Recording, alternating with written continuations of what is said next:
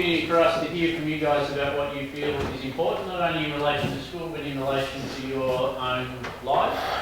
And we've got some really interesting data that's come back from all of your responses. So the focus of today is trying to hear a little bit more from you guys about some of those responses. So in two of your classes today, maths and potentially geography or history, there's some activities associated with the way that you guys have responded, which will then help us inform different aspects of days like today, but also different things about how the school operates. There's really good stuff that's come from those surveys. For example, you guys as a year 10 cohort are ahead of the national average in terms of experiencing bullying at school. So you guys are least likely to be a recipient of bullying than most other people in Australia at your age, which is fantastic. So good on you guys for making a decision to be kinder to each other. At the other end of the spectrum, we have information such as kind of a little bit disengaged with school in terms of what's this all about. So there's some questions there that we'd like to try and engage you as to what is it about school that you find important, and how can we go about making this a more valued experience for you guys. Continuing on with this idea of resilience, this morning we have an ex-student that was with us numbers of years ago. I used to teach this man at some point, have faced cricket balls from him and played in lots of other sporting arenas against him. But he's gone on from here to essentially share a message of resilience. So he's done some incredible things with his time away from school. He's able to do some incredible things while he's here as well. But it's more so about his time away from school that we've invited him to speak to you this morning. His name is Tom Scollay, and he has been a professional cricketer. I won't talk any more about him. I'll let Tom talk about himself on YouTube. So let's have a quick look at Tom Scollay. Hello, welcome to my Middlesex County Cricket Club player profile. Your name, Tom Scollay. Your age, 24. Your batsman type, right-handed batsman. Bowler type, off-spin. Highest score, 32. Best bowling figures, 1 for 21. Most memorable match you played in? My debut for Middlesex at Lords against Bangladesh. Your best mate in cricket? Michael Swart from Holland. Worst roommate and why? Adam London, because he farts a lot. Favourite food? Barbecue. Favourite band? Florence and the Machine. Favourite football team? Collingwood Football Club in Australia, AFL. Favourite joke? What do you call a lady that catches fish? A net. Rangers or Celtic? Rangers. Mac or PC? Mac. France or Spain? Spain, best country in the world. iPhone or BlackBerry? iPhone. Theatre or cinema? Theatre. I'm a Celebrity or Britain's Got Talent? Britain's Got Talent. 10-pin bowling or paintballing?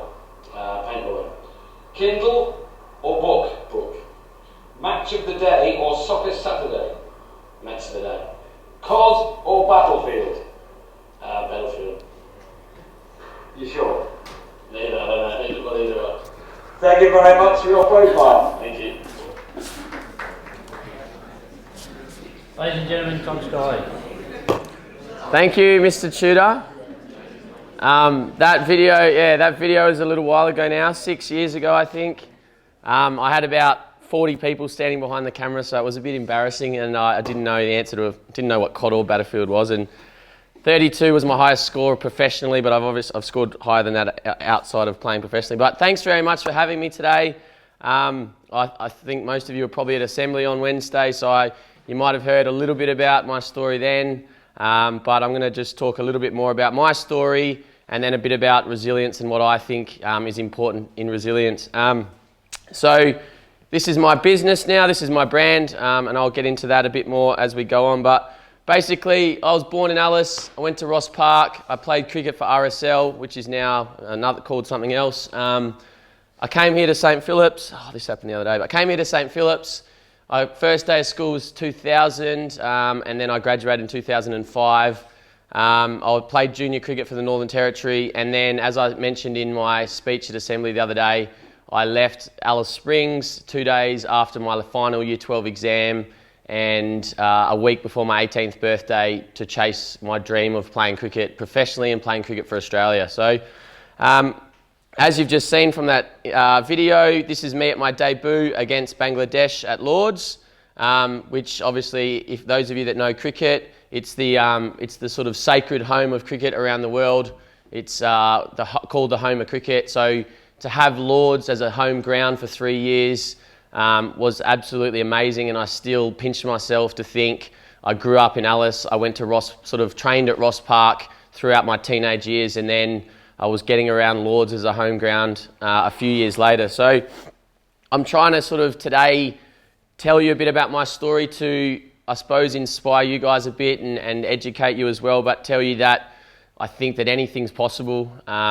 I think sometimes in a small town, you can get a bit stuck in a mindset of the people around you, and you can sort of think, oh, well, I can't do anything from here. But I think Alice Springs is a great launching pad into the world to do whatever you want. And I'm just one success story out of Alice Springs. I think there's hundreds, thousands of success stories. I think just from my year, people have gone here, there and everywhere and are doing great things all around the world at the moment. So hopefully you guys can sort of enjoy this next little while I sort of share a bit about my journey. Here's me again at my debut against Bangladesh.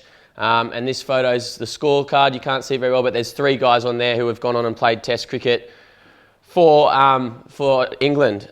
So after my professional career, I lost my contract in September 2012, and that was obviously a very tough time. I had spent all my teenage years, all my childhood growing up, hoping to play cricket internationally and play professionally. And then in September 2012, I was at the end of my contract. I was taken into the office and said, and told that we don't need you anymore. We're going to go with the younger guys. And that was really, really hard to sort of hear and sort of come to grips with. But I also was playing in Perth, and I was doing quite well there. So I sort of was quite optimistic that, okay, that's okay, I'm going to go back into Australia and play there. But that didn't work out, so I had to sort of then spend some time reflecting and sort of working out what I wanted to do with my life. I got into uni at the end of Year 12 in Perth, where I now live. I deferred so that I could play cricket. I played cricket all year round for 8 years.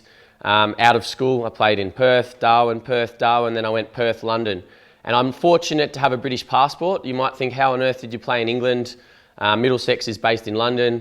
And it was because my father was born there, I got a British passport. So I was very fortunate for that. And then I did well over there. I wasn't given anything. I had to earn I had to probably earn it more than the English guys, because there was incentives for the English guys to be picked and to play. So I had to sort of really, really earn my spot. But when I came back, I was at a crossroads, and I did an online uni degree. I started doing some coaching, and I still now play. I still play first grade in Perth, still play a lot of cricket in Perth, and still take it very seriously, still train hard and try and get better every year and every time I play. So it was a really tough time, but I had to reinvent myself a bit, and fortunately I'm really, really lucky to be doing something that I love now, something that I'm really passionate about. I'm still involved in cricket, as you can see, and I'm really, really loving educating and teaching and mentoring young people and cricketers all over the world, and sort of speaking to groups like you guys,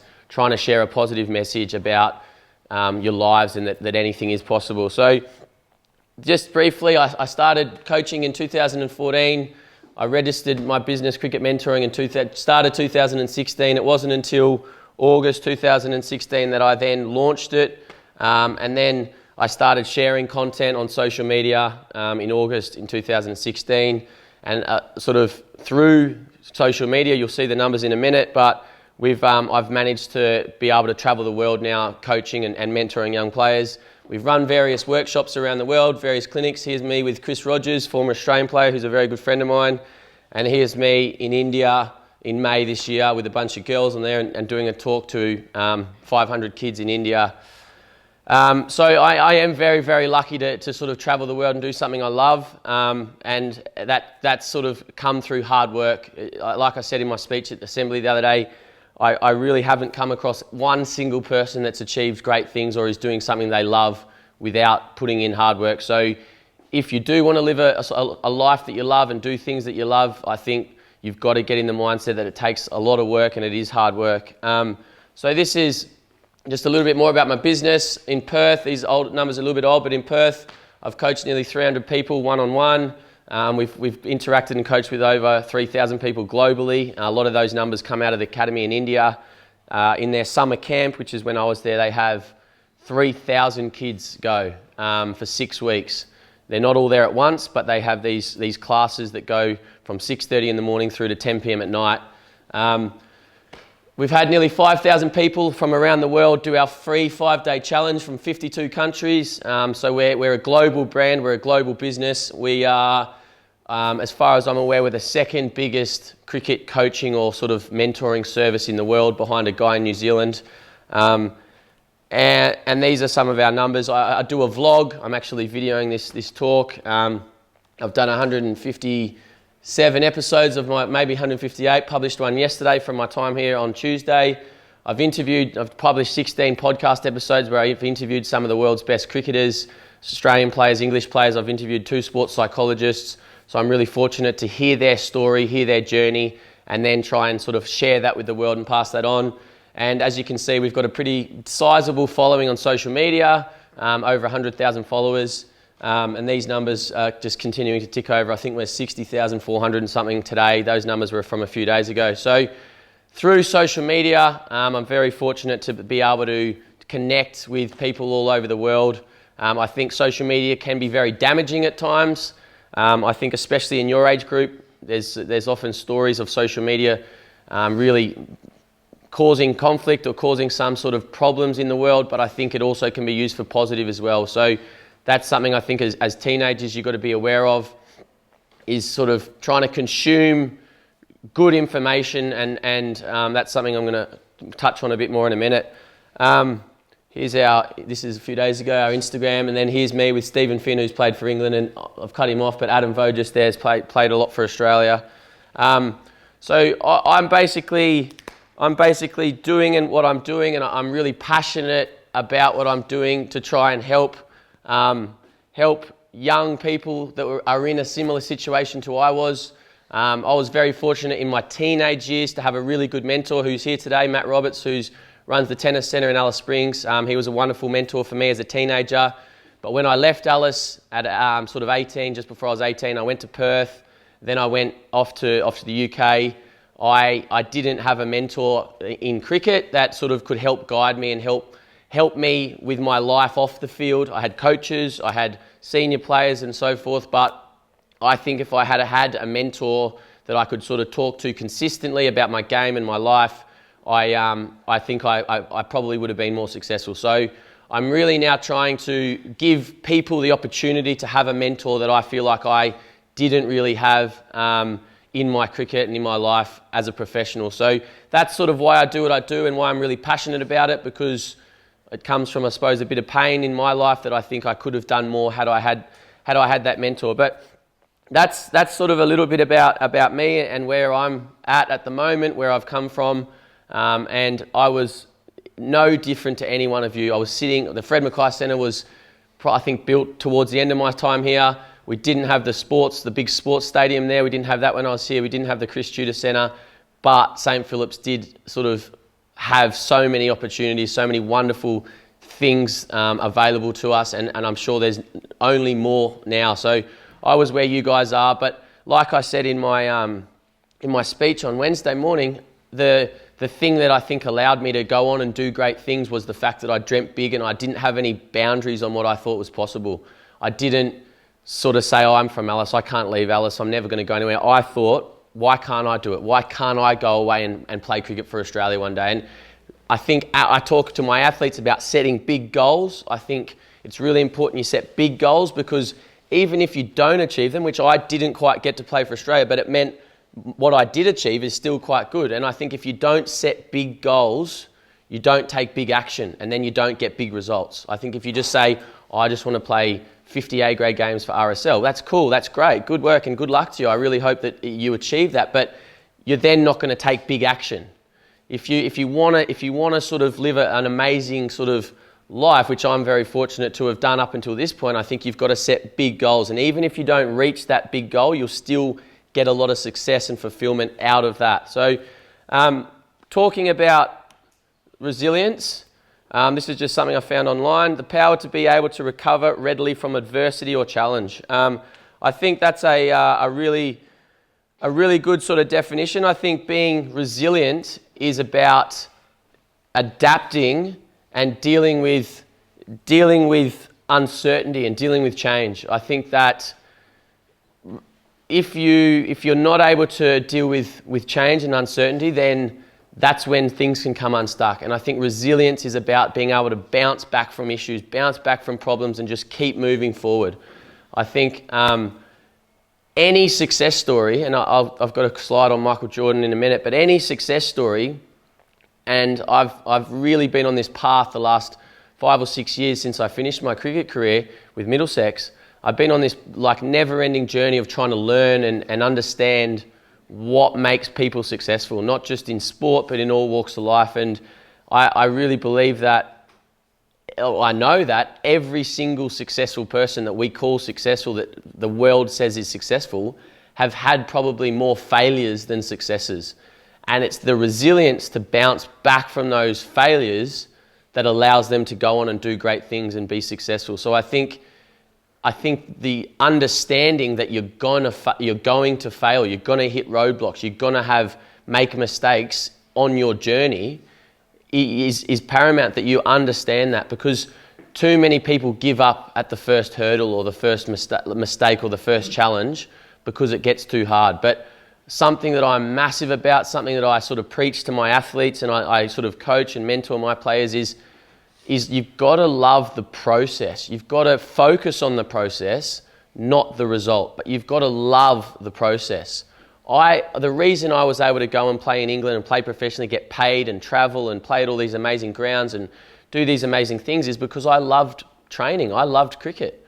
I loved batting. And so I'd be at the Ross Park Nets every afternoon training and playing, learning and upskilling myself because I loved it. I wasn't forced to be there. No one told me I had to be there, but I was able to go away and do reasonably good things on the cricket field because I loved the process. And if you guys, no matter what you do, whether it's music or painting or theatre, whatever it is, sport, you've got to focus on the process and love the process. You've got to love the ups, you've got to love the downs, you've got to love the process. Otherwise, there's actually no point trying to pursue whatever it is you want to do. I think as people, we get caught up chasing the result. We want to be the best, we want to achieve this, we want to achieve that. But if you just focus on that and you don't enjoy the whole process, you're wasting so much of your time. So I really encourage you to start, if you don't already, try and enjoy the challenges. Try and enjoy the downs as much as the ups, because that's what makes us who we are. And those of you that sort of have ever done an exercise in the gym, if you want to build muscles, you've got to sort of, it's the resistance that builds the muscles. And in life, it's our challenges and our struggles that make us stronger. It's by getting through those challenges and struggles that actually make us stronger and build us up as people. But I think if you don't understand that or you don't know that, I think a lot of people run away from the challenges or they give up at the first sign of sort of a tough time. So I think resilience is the ability to adapt and with the change and just embrace the challenge. I really think that you have to have that as a mindset and have to have that as an understanding that you need to be willing and ready for whatever comes. Here's an image, and you might have sort of heard something along these lines. I remember being in a school assembly, and I think it was Mr. Tudor. I think it might have been Mr. Tudor's dad, the old principal, and he spoke. He put something, he actually had a physical glass and he poured it half full and he said, "What do you see here?" And that is a glass, and we can either say it's half full or half empty. And the reason I put that up there is I think a big thing around being resilient is optimism. I think if you want to sort of do great things or sort of live the life that you want to live, I think you've got to sort of be optimistic. I think when you're confronted with a challenge, when you're confronted with circumstances, you can either see it as half full or half empty. You can either see it as, oh, poor me, why me, blah, blah, blah, or you can see it as, okay, I can get through this. This is a challenge that I know I'm capable of getting through. And I think optimism is one of the key foundations of resilience. You need to try and be as optimistic in life on an everyday basis as you can. You need to try, and it's a mental skill. It's a skill that you can sort of work on and train. If you're not naturally optimistic, if you maybe come from a family or an environment where you maybe do see the glass as half empty, you've got to try and catch yourself thinking in certain situations and say, no, come on, this is okay, I can handle this, and try and really be optimistic about things. I've got a little video here of a guy who is called Tom Brady. I don't know if anyone follows American football, NFL, but he's the best ever quarterback to have played NFL football. Probably one of the most competitive sports in the world. It's probably one of the biggest sports in the US, and it's one of the most competitive sports in the world. So here's a quick little, I'm just going to play the intro to this video of Tom Brady. What do you think makes a good ball player?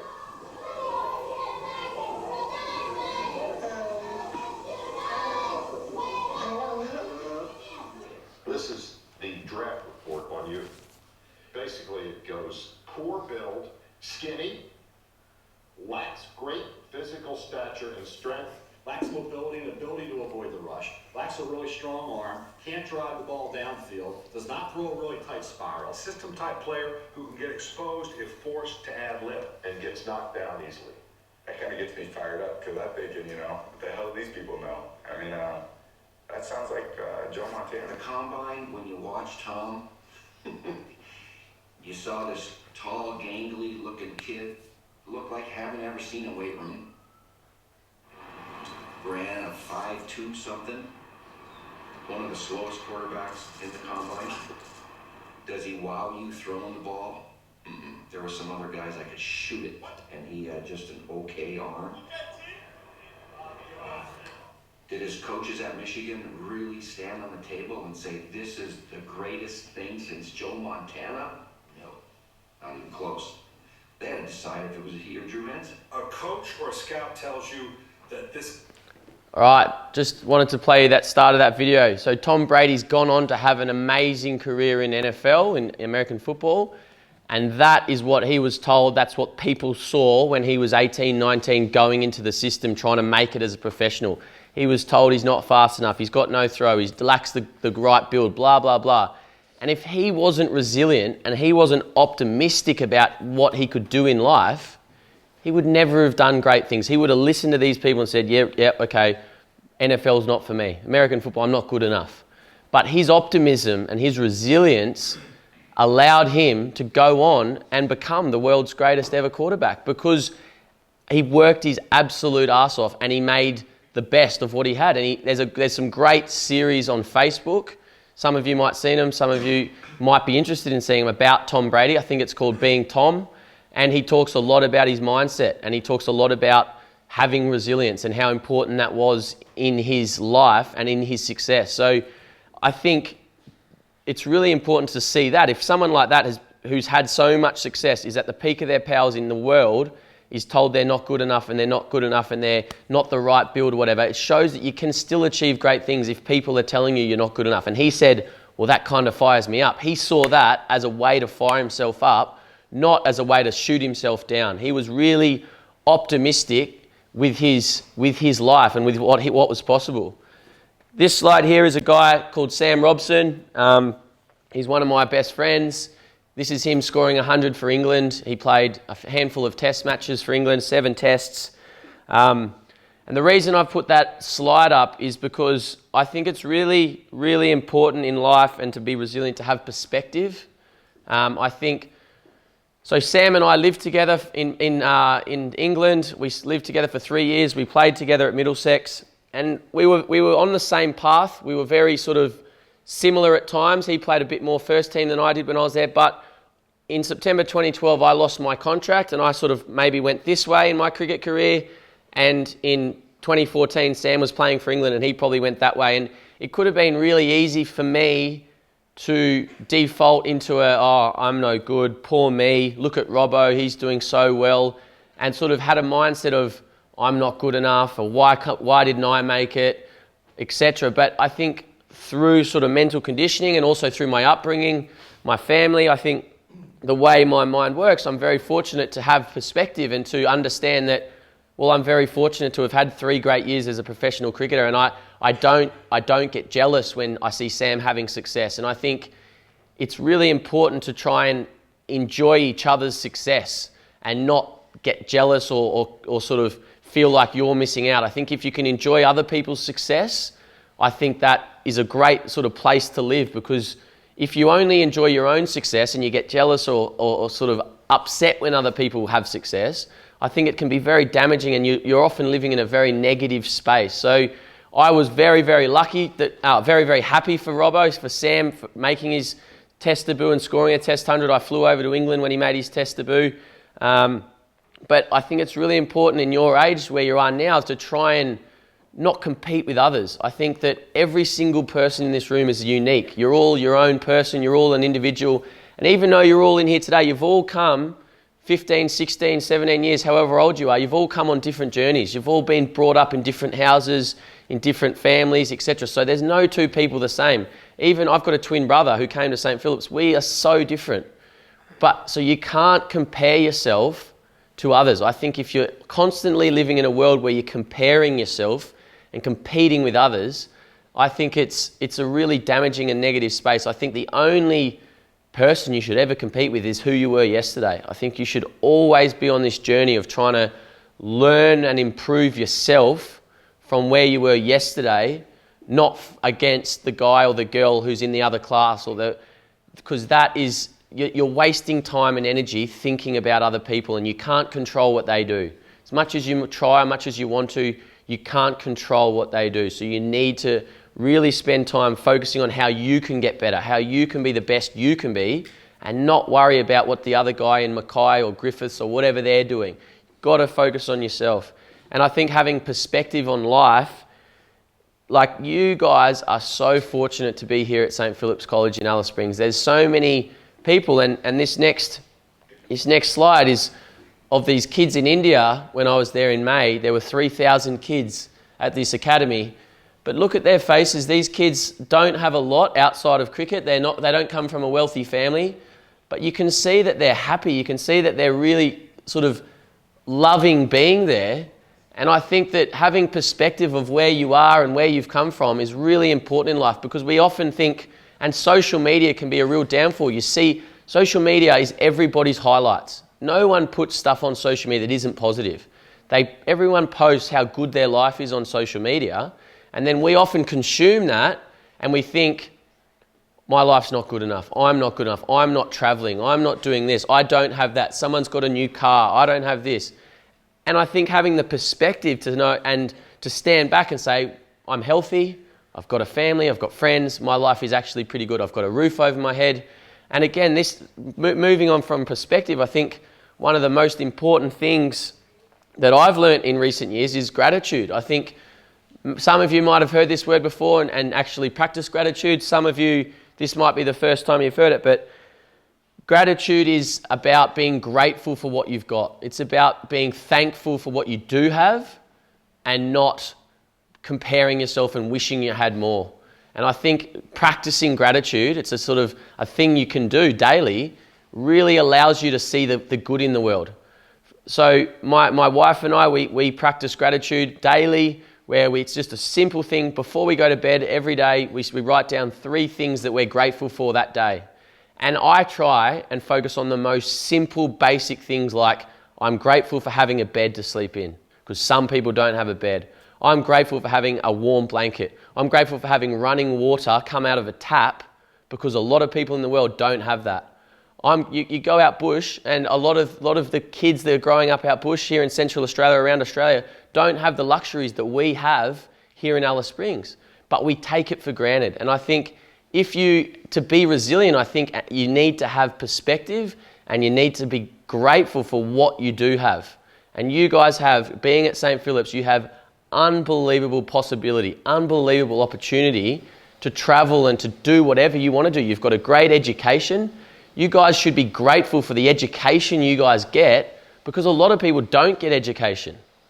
Some of these kids, when I was in India and speaking to them, they had to travel for 2 hours on the back of a motorbike every day to either get to the cricket academy or get to school.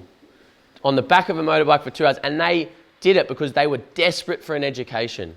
Yet a lot of us don't want to be at school. And that's cool, that's fine.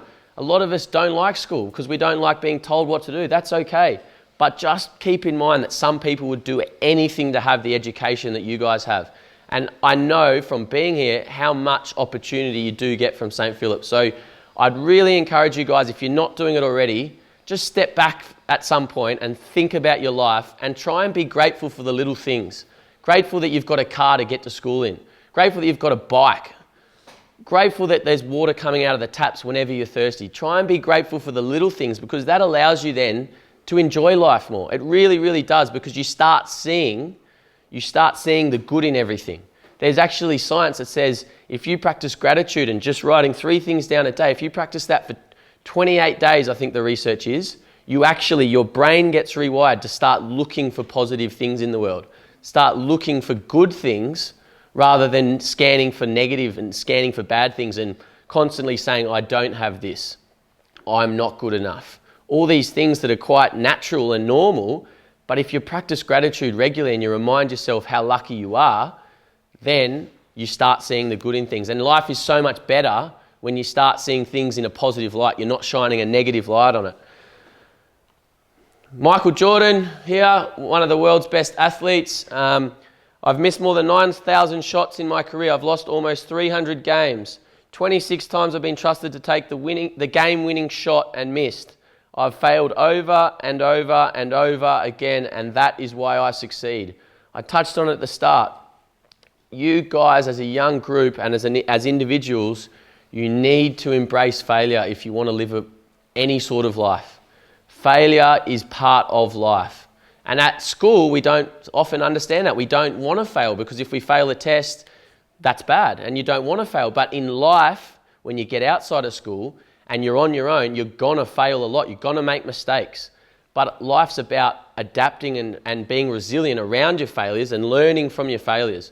Learning from those mistakes and changing stuff and moving forward. Not having their failure or the mistake as a roadblock. Michael Jordan wouldn't be remembered and revered as one of the world's greatest if he didn't fail. He wouldn't be the success that he was if he didn't fail. And I think there's a lot of fear around failure, the fear of failure. And I think something that really holds young people back is the fear of being judged and the fear of not fitting in, or the fear of someone else judging you or someone else sort of giving you a hard time. And it was great to hear Mr. Tudor say that you guys are above the average for bullying, and that's really nice to hear, because bullying's such a terrible thing, and the bully is always the person who is insecure in themselves. Fact, if you're bullying someone, you're not secure enough in yourself to be happy with life. But people who are secure in themselves don't need to bring anyone else down. People who are secure in themselves and love themselves, why would they want to crush someone else? Whereas the person who has pain inside themselves, they're the one that has to bring other people down because they don't love themselves. So the bully is the person who's got the issues, not the person being bullied. But it's great to hear Mr. Tudor say you guys are better than other schools. But the fear of being judged is real. But something I heard a little while ago was so true. Like in life, and as you get out of school and a bit older, you'll realise this. In life, if you stay still, people are going to say, why aren't you moving forward? If you move to the left, people are saying you should have gone right. Why didn't you go right? If you go right, people say, why didn't you go left? If you go backwards, people are saying, why didn't you go forward? You should have gone forward. And if you go forward, people are saying, why didn't you just stay where you were? People are always going to have an opinion on what you do. People are always going to judge you. So something that really made a big difference in my life was when I stopped caring so much about what people thought of me. I wanted to be a good person, and as long as I was trying to be a good person to other people, I knew that that's all I could do. Other people's opinions of me, I couldn't control. And that shift in my mindset, that change in my mindset of not caring so much about what other people thought and the fear of being judged, really made a difference in my life. When I first got on video on social media, I was shitting myself because I thought I'd be judged.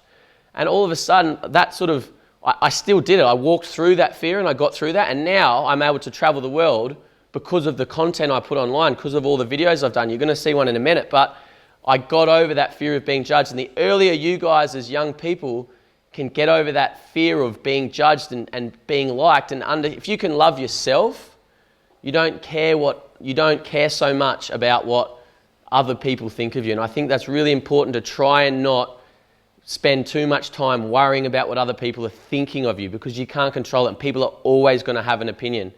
Here's a quick little video I did on one of my vlogs, and I think it's got something to do with resilience.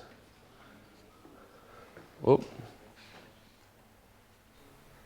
I had a vlog back from coaching, just the 2 lessons. Public holiday here today.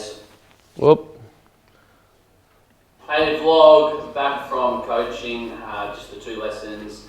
Public holiday here today, so quite a few people weren't available and Millman's was shut, so I wasn't coaching into the evening. It was just an afternoon thing. Just about to go for a run. I really don't feel like it. It's hot, but just got to do it. Got to make good choices, and you can't just do things when you feel like it. You've just got to override that feeling and just, if you know it's going to be beneficial, you just got to do it. I just strap the runners on, got my phone on my arm, ready to listen to a podcast, and away I go. Back from my run, absolutely hooked, which is what I say, me and a few mates, terminology for cooked. It was tough going. I did 8K. There we go, 8K in 37 minutes. I don't know, there we go.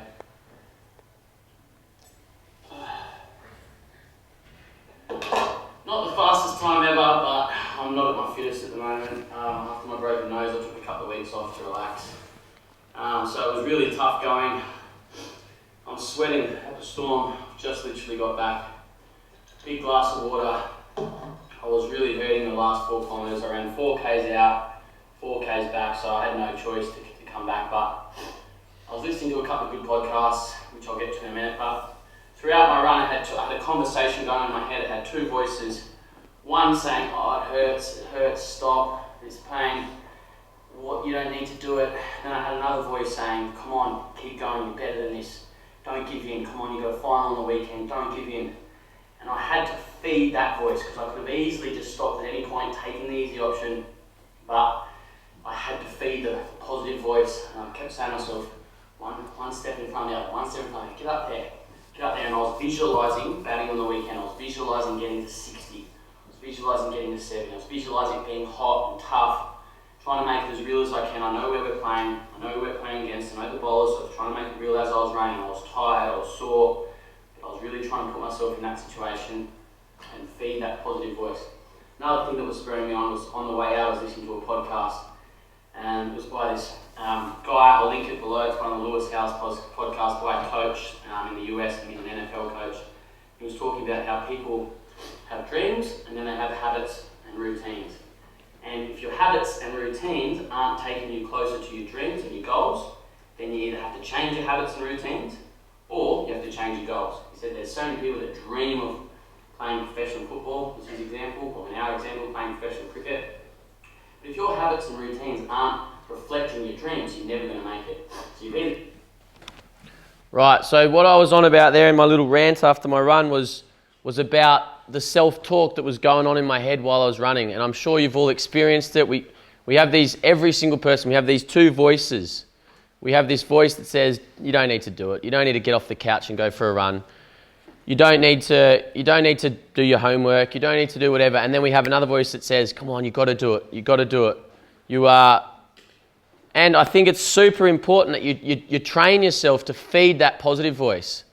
Whatever you give energy to grows. So if you give the energy to the positive voice in your head, it'll grow. It'll get bigger and stronger. But if you constantly feed that negative voice that says, I'm not good enough, that says whatever it's saying to you, it'll grow. So you've really got to try and listen to your self-talk, step out of your own mind for a bit and try and observe what goes on in your self-talk and really try and feed the positive. Really try and feed that that message within your mind that of optimism and that positive, whatever it is you need to do, is trying to feed that positive voice that tells you to keep going, tells you just to take one step in front of the other. Because I could have easily, at any point, gone, yep, you're right, and just stopped my run. And then I walked home, but I couldn't have lived with myself. I would have been so frustrated with myself to stop and give up. I was just paying attention. I kept saying, keep going, just get up there, just get up there. And I started to visualize. I started to take my mind to where it needed to be to get me through that run. And I think that's a really important thing, is to try and really feed the positive voice inside your head. And I think you've got to be kind to yourself. I think too many people beat themselves up for mistakes. Too many people live in this negative frame of mind, or this frame of mind where they're very derogatory towards themselves. And I think as young people, you've got to be kind to yourself. You've got to accept that you're going to be crap at a lot of things in life. You're going to be hopeless at a lot of things in life. But you're going to be good at some things as well. You're going to be really good at some things. But if you focused on the things you were no good at, you'd feel shit all the time. But if you actually then focus on the few things you are good at, you start to feel good about yourself. And I think it's really important in your life to be kind to yourself. Don't judge yourself for making mistakes. Don't beat yourself up for making mistakes. But like I said before, try and embrace your mistakes. Try and really encourage yourself to just keep going through your mistakes. Just before I finish, guys, thank you so much for your patience. You've all been so good giving me your attention for so long. I'm just going to play one more little video, and then I think we're probably pretty close to the end of the lesson. I'm happy to take questions if we've got time, but one final video I think is really important for everyone to listen to and watch.